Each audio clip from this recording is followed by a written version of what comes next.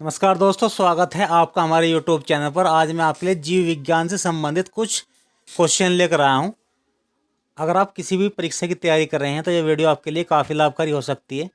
PDF आप description से download कर सकते हैं। तो स्टार्ट करते हैं आज का वीडियो। नंबर 1 है अलैंगिक जनन मोकलन द्वारा होता है। तो अलैंगिक जनन मोकलन किसके द्वारा होता है? ये होता है यीस्ट द्वारा। ऑप्शन इसका बी बिल्कुल सही है। क्वेश्चन नंबर 2 है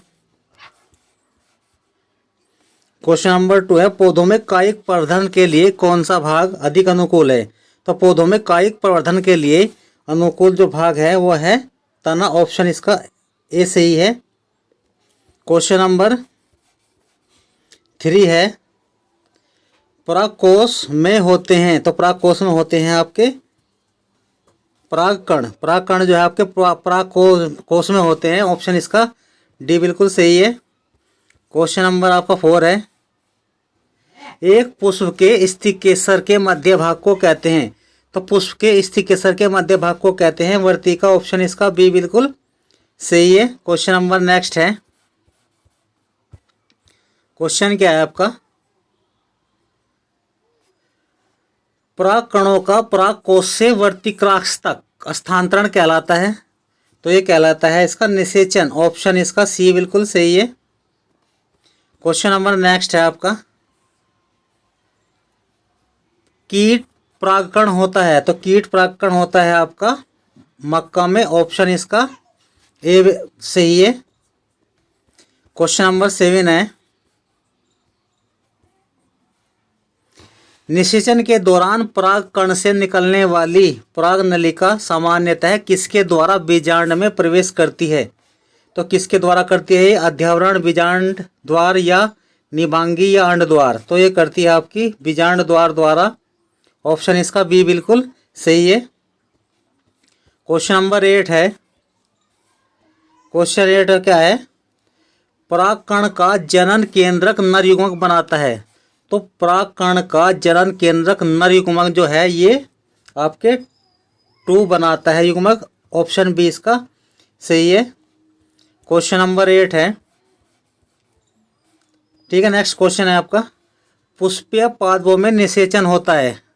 तो पुष्पीय पादपों में निषेचन किस में होता है? बीजांड में, अंडाशय में, परागनलिका में या भ्रूणकोश में? तो ये होता है आपका भ्रूणकोश में। ऑप्शन नंबर डी इसका बिल्कुल सही है। नेक्स्ट क्वेश्चन है द्वितीय निषेचन पाया जाता है। तो द्वितीय निषेचन किस में पाया जाता है? तो ये पाया जाता है आपका आवर्त बीजी पादपों में। आवर्त बीजी पादपों में द्वितीय निषेचन पाया जाता है। ऑप्शन इसका सी बिल्कुल सही है। Question number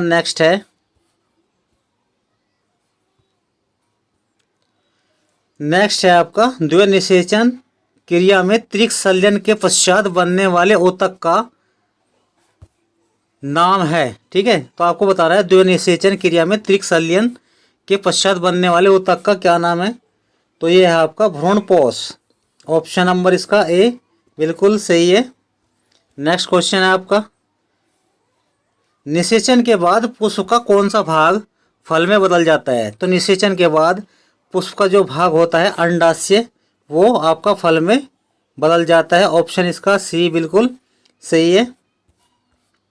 question number next है एक लिंगी फूलों के लिए निम्नलिखित कथनों में से कौन से सही है?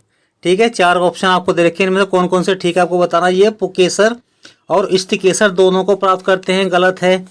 ये या तो पुकेसर को या स्थिकेसर को प्राप्त करते हैं, ये ठीक है। ये परागकण को प्रदर्शित करते हैं, ये गलत है। एक लिंग फूल जो केवल पुकेसर को प्राप्त करते हैं, ठीक है, तो उसका ऑप्शन नंबर बी बिल्कुल सही है। ऑप्शन नंबर इसका बी बिल्कुल सही है। नेक्स्ट क्वेश्चन है आपका जायगोट में गुणसूत्र की संख्या होती है। जायगोट में कितने गुणसूत्र हैं इसमें आपको बताना है। तो ये होते हैं आपके एक्स। ऑप्शन डी इसका सही है। नेक्स्ट क्वेश्चन है इसका नर जनन अंगों से संबंधित ग्रंथि है। तो नर जनन अंगों से संबंधित ग्रंथि कौन सी है? तो ये आपकी प्रोस्टेट। ऑप्शन इसका ए बिल्कुल सही है। श्वेत ग्रंथि, एडर ग्रंथि और एपिडिडाइस ग्रंथि जो है आपकी नारी से संबंधित है, इनके मादा। और जो आपकी ये है प्रोस्टेट ग्रंथि, ये आपकी नर जनन अंगों से संबंधित है। ऑप्शन इसका ये बिल्कुल सही है। नेक्स्ट क्वेश्चन है, मानव में भ्रूण को पोषण मिलता है। तो मानव में भ्रूण को कहाँ से पोषण मिलता है? तो ये मिलता है आपका प्लेसेंटा से। प्लेसेंटा से मानव में भ्रूण को पोषण मिलता है। ऑप्शन नंबर बी बिल्कुल सही है। क्वेश्चन नंबर नेक्स्ट है, मादा जनन तंत्र में योनि भाग की उपयोगिता है। तो कौन सी है? पुरुष के लिंग के प्रवेश द्वार के लिए, शिशु के बाहर आने के मार्ग के लिए, रजोधर्म सवर्ण मार्ग के लिए, पोषण का कार्य के लिए। तो जो ऑप्शन नंबर आपके ए और बी है, ये दोनों आपके क्या है? ठीक है। तो इसके आंसर आपके दोनों हो जाएंगे ए और बी। ठीक है, क्या हो जाएंगे? ए और बी जो है दोनों इसके ऑप्शन हो जाएंगे। ठीक है, फर्स्ट और सेकंड दोनों आपके सही है। नेक्स्ट क्वेश्चन है आपका, निम्नलिखित में से कौन मानव के मादा जनन तंत्र का भाग नहीं है? तो आपको बताना निम्नलिखित में से मानव में मादा जनन तंत्र का भाग नहीं है, इनके पुरुष का कौन सा है? इसका मतलब नर वाला आपको बताना है आपके। तो नर वाला आपका जो है ये है आपका शुक्र वाहिका, सी ऑप्शन सही है। शुक्र वाहिका जो है आपकी ये नर जनन तंत्र का एक भाग है। ऑप्शन इसका सी सही है। क्वेश्चन नंबर नेक्स्ट पर चलते हैं। क्वेश्चन नंबर 19 है, मनुष्य के हृदय में कोष्ठों की यानी कि विषमों की संख्या होती है। तो मनुष्य के जो हृदय में होते हैं वो होते हैं 4 कोष्ठ। ऑप्शन इसका ए बिल्कुल सही है। क्वेश्चन नंबर 20 है,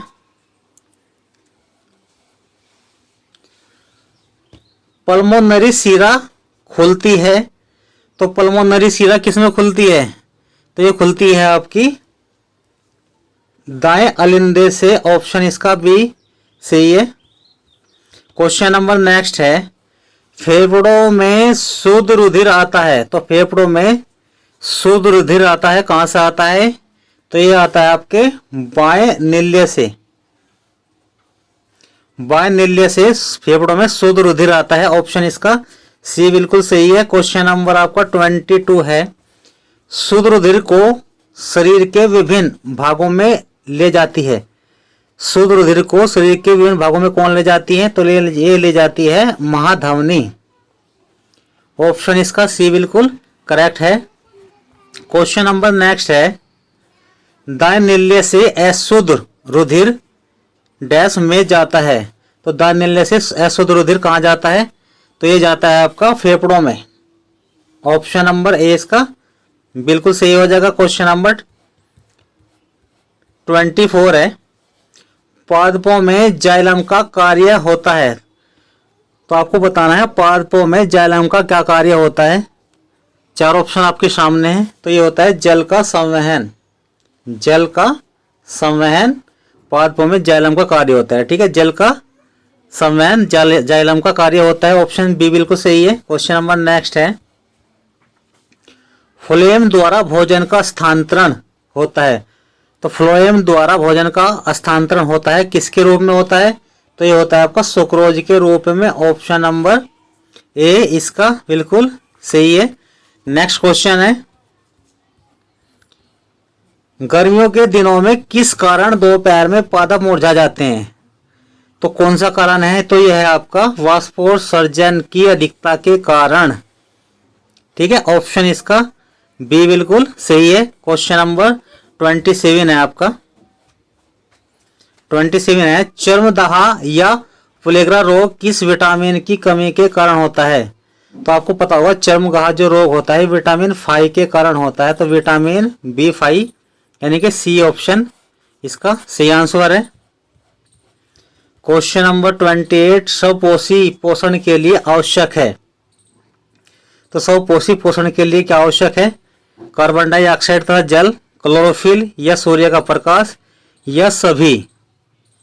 ठीक है, तो यानी कि सभी की आवश्यकता होती है। ऑप्शन नंबर डी इसका सही हो जाएगा। क्वेश्चन नंबर 29 है, पादपों में प्रकाश संश्लेषण द्वारा भोजन का निर्माण होता है। तो भोजन निर्माण का किसके द्वारा होता है भोजन निर्माण? तो जड़ के द्वारा, पत्ती के द्वारा, तने के द्वारा या पुष्प के द्वारा? तो ये होता है आपका पत्ती के द्वारा। ऑप्शन बी इसका सही है। नेक्स्ट क्वेश्चन है, द्वार कोशिकाएं पाई जाती है।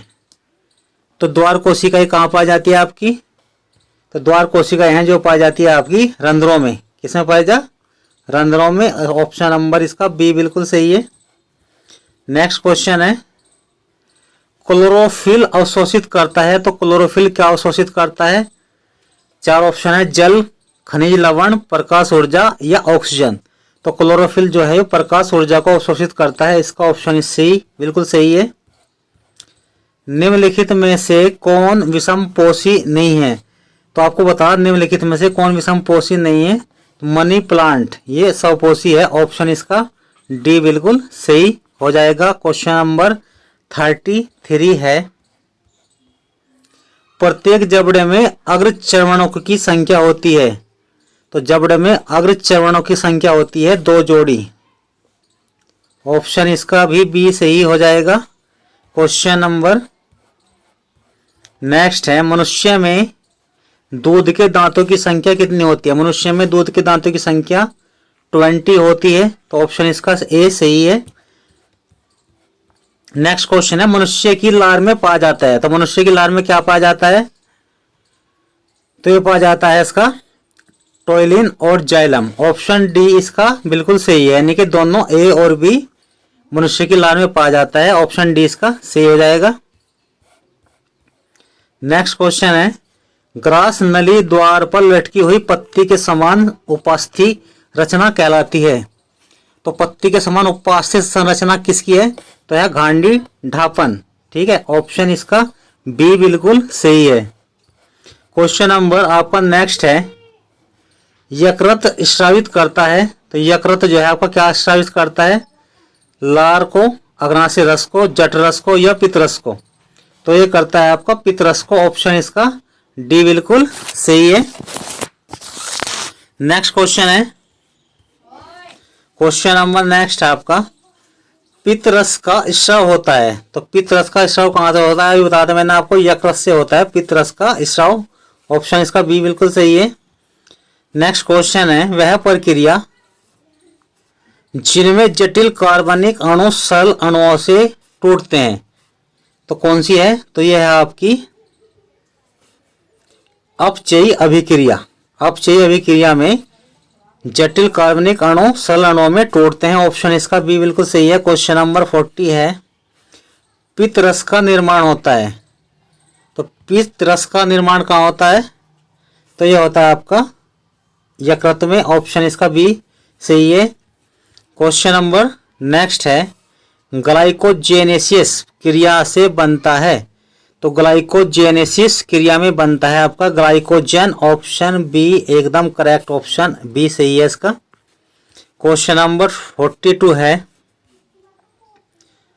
ग्लाइकोलाइसिस की प्रक्रिया संपन्न होती है। तो ग्लाइकोलाइसिस की प्रक्रिया कहाँ संपन्न होती है? 4 ऑप्शन आपके सामने है, कोशिका द्रव्य में, राइबोसोम में, माइटोकांड्रिया में या अंतःपरदवी जालिका में। तो ये होती है आपकी कोशिका द्रव्य में। ऑप्शन इसका ए बिल्कुल सही है। ठीक है, कोशिका द्रव्य में ग्लाइकोलाइसिस की प्रक्रिया संपन्न होती है। क्वेश्चन नंबर नेक्स्ट है, एक अणु ग्लूकोज के पूर्ण ऑक्सीकरण से कितने एटीपी अणु प्राप्त करते हैं? तो कितने करते हैं? ये करते हैं 38। ठीक है, कितने करते हैं? 38, यानी कि डी ऑप्शन इसका सही है। नेक्स्ट क्वेश्चन है, कोशिकीय प्रक्रमों में ऊर्जा मुर्दा है। ठीक है, क्या है? तो यह है आपकी एटीपी। एटीपी इसका सही आंसर है बिल्कुल। क्वेश्चन नंबर नेक्स्ट है, निम्न में से कौन ऊर्जा का सिक्का के रूप में जाना जाता है? तो ऊर्जा के सिक्के के रूप में किसको जाना जाता है? तो एटीपी को। एटीपी को, यानी कि बी ऑप्शन जो है बिल्कुल सही है। एटीपी को ऊर्जा के सिक्के के रूप में जाना जाता है।